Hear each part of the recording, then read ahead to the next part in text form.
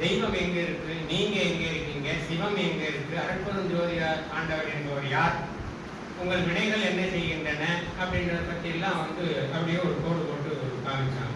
அப்போ வரப்போகும்போது நம்ம ஐயா இறைவன் அங்கெல்லாம் இருக்கிறாரு, நீங்க பார்க்கப்போ அட்ரஸ் கேட்குறீங்களே அப்படின்னு ஒரு கேள்வியை அவங்க முகவரி கேட்க போகும்போது சொன்னாங்க. அதாவது என்னன்னு கேட்டீங்கன்னா, பெருமான் எல்லா இடத்துலையும் இருக்கிறார் அப்படின்றதுல இரண்டாவது சிந்தனை இல்லை. எல்லா இடத்துலையும் இருக்கிறார் அப்படின்னு சொல்லி சொன்னா, அப்ப நீங்க கோயிலுக்கு மட்டும் போகணும் அல்லது அந்த வழிபாட்டு நிறைகிட்ட போய் தான் நிற்கணும் அப்படின்னு தேவையில்லையா? அப்படி அப்படியே நீங்க நின்றுட்டே கூப்பிட்டே போயிடலாமே இல்லையா? யாருக்கு எல்லா இடத்துலையும் எங்க எல்லா இடத்துலையும் இருக்கிறாருன்றது யாருக்கு இருப்பார் அப்படின்னா, யார் அவரை திவ்யமாக அதாவது அவங்க எப்படி சொல்லுவாங்கன்னு கேட்டீங்கன்னா, நடமாட கோயில் நம்பர் கொண்டாய் அவங்களுக்கு எல்லா இடத்துலையும் இருக்கிறார். நடமாட கோயிலாக அவங்க மாறிட்டாங்க அப்படின்னு சொல்லி சொன்னா அவங்களுக்கு எல்லா இடத்துலையும் இருக்கிறாங்க. மாற்று கருத்து உண்டா?